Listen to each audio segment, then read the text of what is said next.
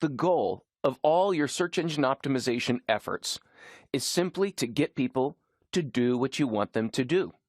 You see, it's very easy to get rankings, but it's very difficult to make money with your business. And rankings assist you in making money.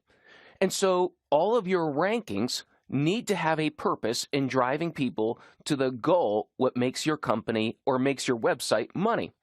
So we need to figure out what makes you money.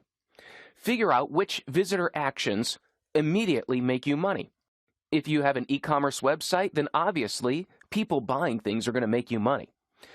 If you have a lead generation website, people filling out a contact form or a lead form, that makes you money.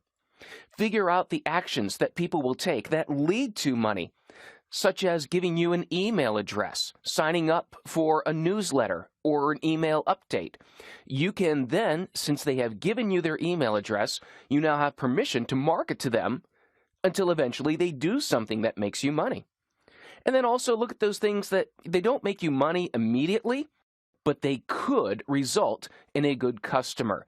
These are downloads, free information, something that just gets people to do something on your site of value that could come back and develop into a good customer. For example, I love Tiger Direct. At the top of every page, right next to their search box, you can sign up for their deal alerts, and there's the email address. They make it very clear that this is what you're getting, and this is the value transaction. This is critical in getting people to do something, to give you something of value, such as their email address, by you promising something of equal or greater value. Tiger Direct is saying, if you give us your email address, we will alert you to whenever we have a product on sale where you can save money. And so there is that value transaction of giving something for equal or greater value. It doesn't make Tiger Direct money when they get the email address, but they know if they market to you enough or if they give you the right deal, eventually you will buy and that will make them money. So be sure whenever you are asking for an email address, don't just simply put the email address form on the page. Tell the visitor what they will receive of value. I love websites that make it very clear what the conversion point is now. Harvest has 2 conversion points on the page. It's interesting that they name them differently. One is sign up now, the other is try it for free. First of all, I like that these 2 buttons are green. Sometimes green can signify money or action or go, and so it's good to test different colors depending upon what type of website you have.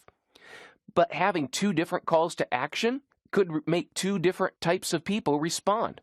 So we can sign up now, and there's the 30-day free trial we see immediately underneath of it, and there's the other one that try it for free, sign up in 60 seconds. It depends on what's driving that person who's viewing that page. They know where to go to convert, and you're giving them 2 different and distinct messages that could draw different personalities to convert. The Motley Fool uses a very similar technique that you can try it for 30 days or you can buy it with a 30-day money-back guarantee. And it's very easy to see where exactly they want you to go for each product. A tourism website like the City of Deadwood, you can book your hotel, you can book a vacation, but in case you're not ready to book a vacation, that's where they put the email updates up at the top where you can sign up for the email. And again, they're giving you something of value, the latest events and information.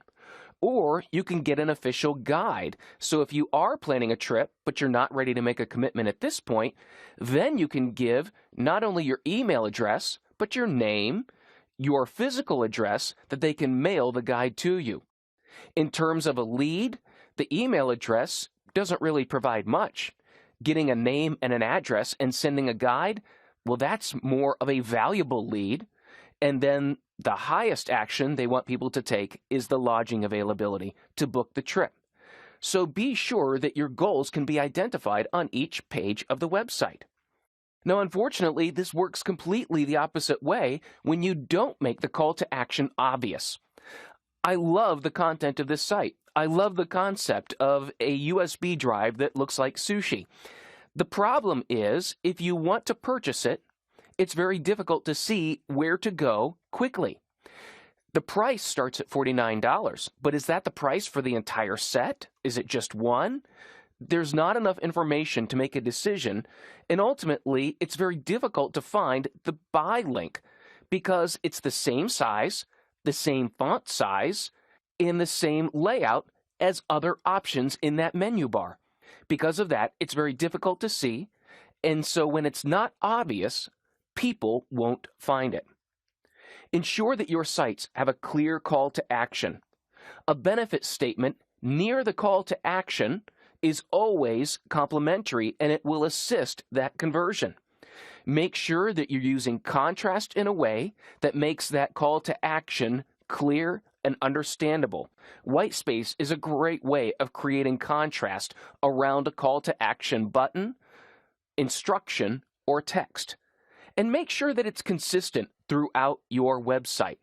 Changing the position of calls to action will confuse people, and it will reduce their confidence in your website.